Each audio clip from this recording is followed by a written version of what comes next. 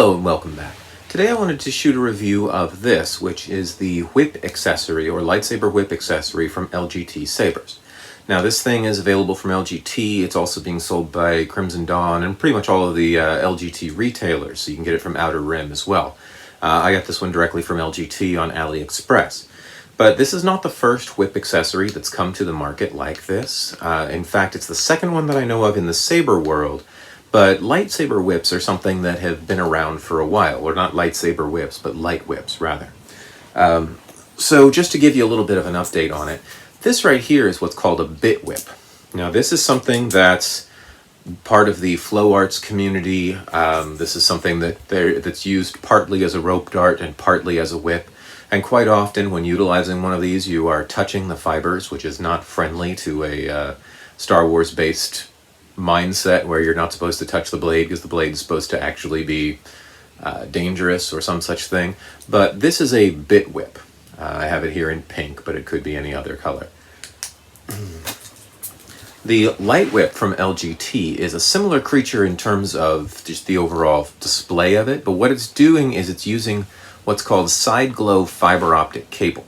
Now I said that this is the second one that I've seen in the saber community. The first one was actually from Saberforge, and this was a few years ago, and they used exactly the same thing. They were using a round side glow cable, whereas this one's using a square, and they had a different connection in the blade plug that we'll look at in just a second. The Saberforge one was basically a blade plug, like a standard blade plug with a hole drilled in there. The fiber optic was threaded through there, and then it was wrapped with electrical tape on the other side so that it didn't come out. What that ended up doing, though, is that it would wear on the side here, and as you spun it around a little bit and used it, the cable would eventually break, and you'd have to re-thread it through, and it would get shorter and shorter over time. But the cable broke a lot in that design. The LGT design is a little bit different. Again, they use a square. I'm not real sure why they use the square. The benefits, or actually I've got a theory, but the disadvantage of the square cable is that it's less flexible. If this were a round cable, it would go out straight, it could curl up. You see that with the square cable, even though I'm not holding it right now, it's still retaining this sort of coil look to it. In order to even get it this far, I had to hang it upside down a couple of days from the cable in order to stretch it out. But it reverts to this sort of coiled look, which really doesn't look very good. When you're spinning it and using it, centrifugal force pulls it out and it looks just fine. But as a stationary prop, something that you might like turn on for a photo or something like that, you'd have to straighten this thing out and spend a lot of time trying to do that, and then it would revert back to this if you're not careful. So the material isn't as flexible or versatile as the circular stuff can be, and certainly not nearly as flexible or versatile as something like the bitwhip. Where this thing does come into play is in terms of durability. So those bitwhips like that, they lose fiber optic pieces quite a bit over time. And like I said, the Saberforge one kept breaking. This one is actually a solid blade plug. So it's solid all the way through.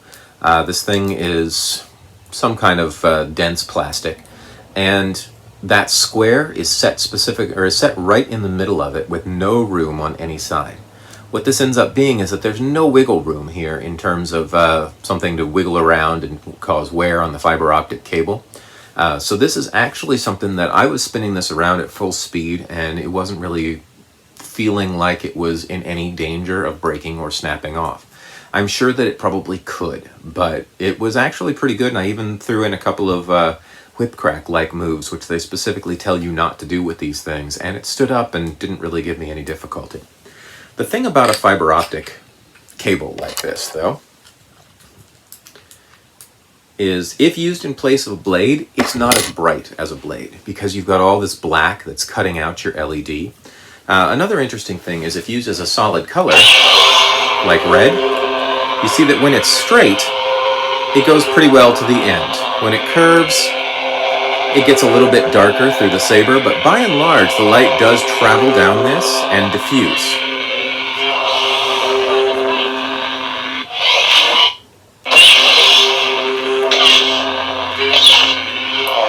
There we go. So solid colors like red, green, less so on blue, it's fine. But when we end up with blend colors, you get a lot of unmixing. See, this is blue at the tip, or sorry, blue at the base, red at the tip. So this is what a purple looks like. It separates it out into the blue and the red and sort of unmixes it into a gradient.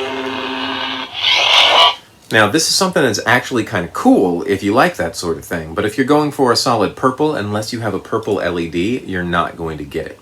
So a little bit of variation as to what it does with the lights and what you can get away with in terms of color. Some interesting effects with the gradient like that. If you're just sticking to a solid red, green, or blue, something that's just the single color of light rather than a blend, it works just fine. In terms of use, this is surprisingly intuitive to use. If you're used to whips, it's no problem at all. If you're used to just a saber, as long as you keep it moving, it stays pretty much straight out, so you don't have to worry too much about it. It's just like using an extra long blade. It does most of the moves. You just have to worry a little bit more about momentum. With a saber, you could stop for a strike. With this, if you stop, it comes around and wraps over and hits you in the face. So get used to it, be aware of it. It takes a little bit more of dodging out of the way, especially if you're going to change direction. If you're just doing flow that's maintaining a single flow direction, then a whip is really going to be pretty intuitive. All right, so this new design costs like 20 bucks, I think, which actually puts it about $10 cheaper than the Saberforge one was way back when, and puts it actually about on par with building something like this on your own. Usually if you've got a blade plug or something like that, you're going to spend about 10 bucks on a blade plug. Side glow cable like this, you can get this stuff. It probably is going to cost you 5 to 10 bucks. Then you got to figure out how to attach it. So all things told, a $20 price point on this is pretty dang good for what it is. And it's just a fun toy that adds a little bit of variety and it's fun to play with. But if you're going to use it for photos, if you're going to use it for costume, either be prepared to try to spend a lot of time trying to stretch it out, or be aware that it's going to look more like this than it is going to look like an actual whip. All right, so hopefully this review has been of use to you guys. If it has, join me back for more. I'll see you next time.